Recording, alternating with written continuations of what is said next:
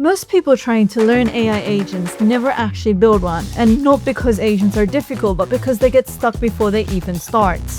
API keys, Python, editors, quota, errors, billing, a dozen tabs open, conflicting tutorials. And before they've written a single line of code, they quit. So today, we're fixing that. By the end of this video, you'll have Google Colab set up, an OpenAI API key, the OpenAI library installed, your first AI API call, and you'll have everything you need for the rest of this AI agent series. No prior coding experience required. Let's do this.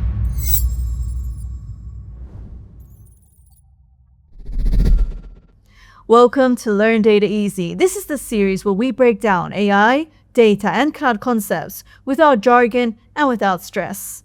I'm Charlene. I work in data and AI. And in the previous episodes, we covered what AI agents are, how they're different from ChatGPT, and the ecosystem of models, frameworks, and protocols.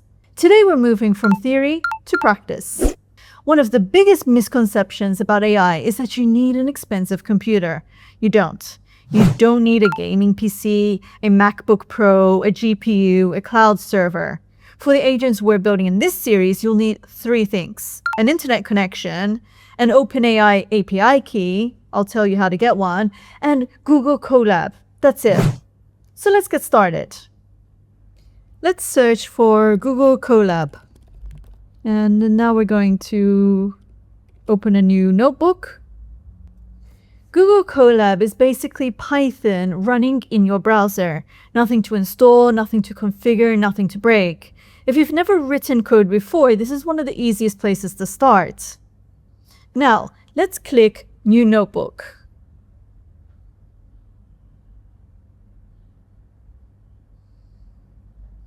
And now you'll see something like this. Let me explain what you're seeing. So, the box over here is called a cell. You write code inside of this cell. Then you click the play button and the code runs. And then the result appears right underneath. We're going to spend most of this series working inside of these cells, so don't worry if it looks unfamiliar right now. You'll get used to it very quickly. Now we need an API key. Think of an API key as a password that allows your code to talk to OpenAI. Now go to the OpenAI website and find the API section. Now click API keys. Now we're going to name it something. We're going to give it a name so we can identify it. You don't have to do this part.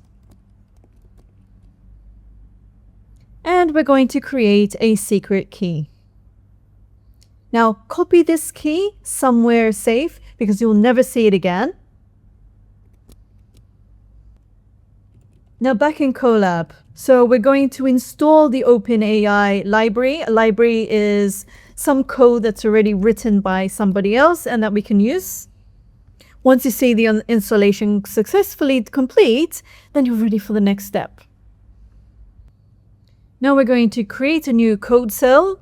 And in this cell, we're going to import the OpenAI library. So this is what you will need to type.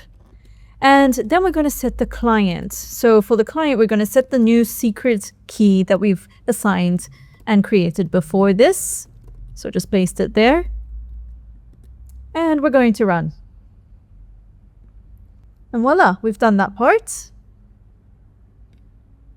Quick note, don't leave the API keys inside your code long term. For today's lesson, we're keeping things very simple, but late in the series, I'll show you how to use secrets properly. But right now, I want you focused on understanding agents, not security best practices. Now, for the fun part, let's talk to the model. So, let's type response equals clients.responses.create. So here is where we're going to actually query OpenAI. So OpenAI is the company that created ChatGPT. We're going to use the GPT-5 mini because it's cheap and it will meet our needs.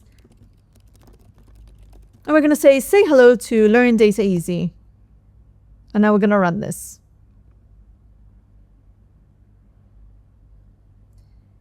And we have an error.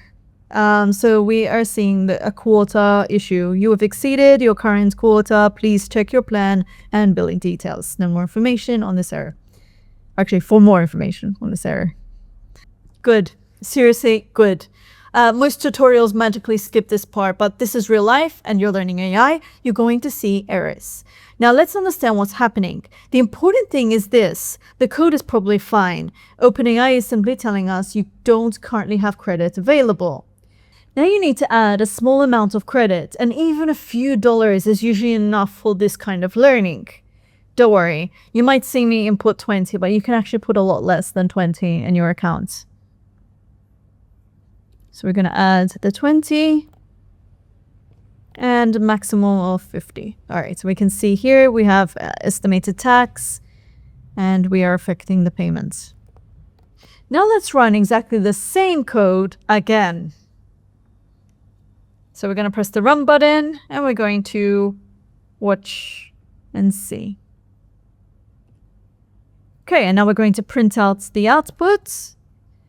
And congratulations, you just made your first AI API call. Let's slow down for a second because something important just happened. Your notebook sent a request to OpenAI. OpenAI processed that request, and the model generated a response. The response came back to your notebook. That's it. That simple process is the foundation of everything we're about to build. Agents, tool calling, research assistants, multi-agent systems, AI workflows, they all start here. And most people stop at ChatGPT. They open a browser, they ask a question, they get an answer, but developers can build systems that use those same models inside applications. So customer support systems, research assistants, business workflows, productivity tools. That's the transition we're beginning to make. So today you found Google Colab, you created a notebook, you created an OpenAI API key, you installed the OpenAI library, you connected to OpenAI, you fixed a real-world quota error, you made your first successful AI API call. Now you have everything you need for the rest of this series. In the next episode, we're going to build our first real AI assistant. We'll give the model access to a tool, and the model will decide when to use it. And you'll see the moment when AI stops being a chatbot and starts behaving like an agent. If this has helped you, subscribe, and let's keep learning AI the easy way. See you next time.